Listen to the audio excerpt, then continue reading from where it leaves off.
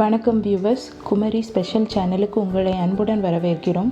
இன்றைக்கி சுவையான வாழைப்பூ தோரம் எப்படி செய்யலான்னு பார்க்கலாம். வாங்க வீடியோக்குள்ளே போகலாம். வாழைப்பூ தோரம் செய்ய தேவையான பொருட்கள்: வாழைப்பூ 1 பொடியாக நறுக்கியது, தண்ணீர் தேவையான அளவு, கறிவேப்பிலை தேவையான அளவு, பச்சை மிளகாய் 3 பொடியாக நறுக்கியது, சிறிய வெங்காயம் 4 பொடியாக நறுக்கியது, எண்ணெய் தேவையான அளவு, மஞ்சள் பொடி அரை டீஸ்பூன், உப்பு தேவையான அளவு, மிளகு பொடி 1 டீஸ்பூன், சீரக பொடி அரை டீஸ்பூன், பூண்டு 4, தேங்காய் துருவல் அரை கப், முட்டை 2, கடுகு அரை டீஸ்பூன்.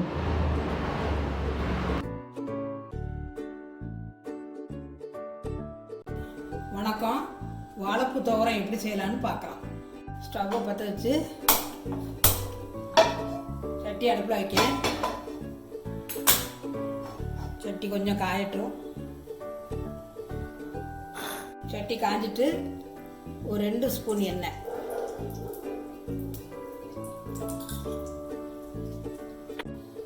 எண்ணெய் காஞ்சதும் கடுகு போடலாம். எண்ணெய் காஞ்சிட்டு கடுகு,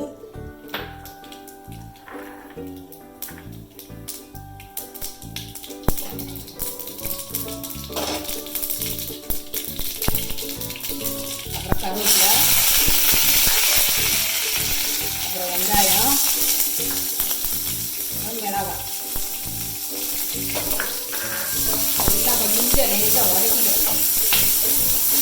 கொஞ்சம் சிம்மில் வச்சு கொஞ்சம் பொன்னிறமாக வர வரைக்கும் இந்த வெங்காயம், மிளகாய், கருவேப்பிலை எல்லாம் போட்டு கொஞ்சம் வதக்கலாம். லைட்டாக பொன்னிறமாக வந்துடுச்சு. அப்புறம் நல்லா சுத்தம் பண்ணி வச்சுருக்க வாழைப்பூ, நறுக்கிட்ட வாழைப்பூவை போட்டு நல்லா கொஞ்சம் கிளறிட்டு கொஞ்சம் வெந்த பிறகு கொஞ்சம் அதுக்கப்புறம் உப்பு போடணும்.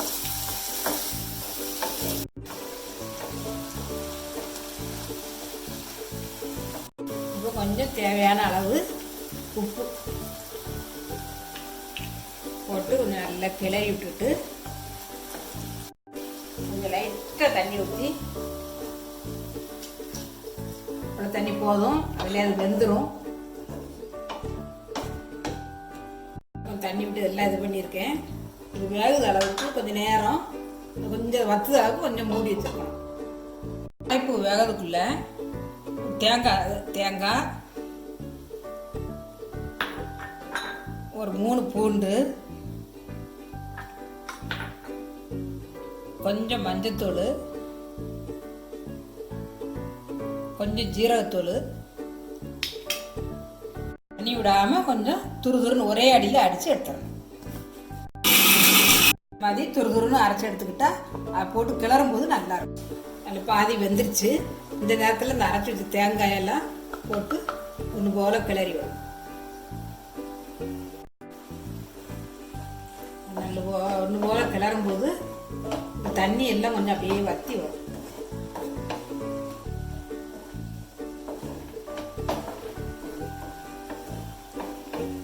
ஒன்று போல கிளறி வச்சுருக்கேன். இன்னும் கொஞ்சம் தண்ணி இருக்குது.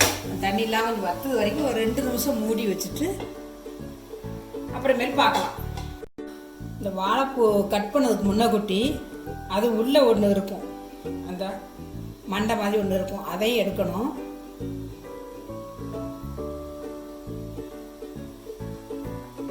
அதில் ஒரு தோல் மாதிரி ஒன்று இருக்கும், அதையும் எடுத்துடணும். எடுத்துட்டு நல்லா பொடியாக கட் பண்ணி போடணும். இதோட போட்டால் வேகாது, இது வேகாது. அதனால் அதை எடுத்துட்டோம்னா தான் இது வேகவும் செய்யாது, போட்டாலும் கசக்கும். இது பொடி பொடியாக நறுக்கி எடுக்கும்போது துவரத்துக்கு நல்லா இருக்கும். நல்லா வத்திட்டு இது கூட 2 முட்டையை அடித்து ஊற்றணும்.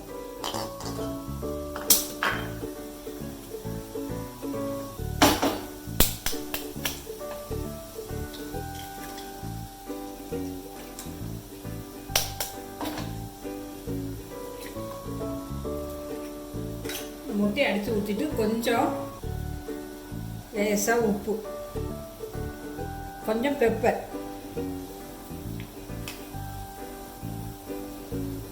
இது எல்லாம் நல்லா ஒன்று போல கிண்டி எடுக்கும்போது முட்டை போட்டது நல்லா சாப்பிட்டா நல்லா இருக்கும். முட்டை சாப்பிடாதவங்க முட்டை போடாமல் அப்படி செய்யலாம்.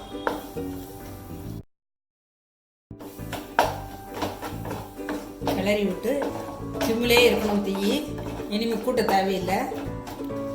நல்லா இந்த உதிரியாக வர்றது வரைக்கும் கொஞ்சம் அது நல்லா கிளறி விட்டுட்டே இருக்கணும்.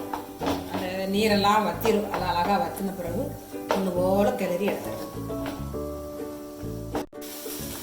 இப்படி பண்ணும்போது நல்லா ஒன்று போல உதிரியாக இருக்கும். தண்ணியெல்லாம் வத்திட்டு பாருங்க, வத்திட்டு நல்லா ஒன்று போல இதாகிடுச்சா வாழைப்பூ தோரம் ரெடி. இனிமேல் ஸ்டவ் ஆஃப் பண்ணிடலாம். சுவையான வாழைப்பூ தோரம் ரெடி. நீங்களும் சாப்பிட்டு பார்த்துட்டு வீட்டில் ரெடி பண்ணி பார்த்துட்டு எப்படி இருக்குன்னு சொல்லுங்கள். நன்றி, வணக்கம். இந்த வீடியோ உங்களுக்கு பிடிச்சிருந்ததுன்னா லைக் பண்ணுங்க, ஷேர் பண்ணுங்க, சப்ஸ்கிரைப் பண்ணுங்க.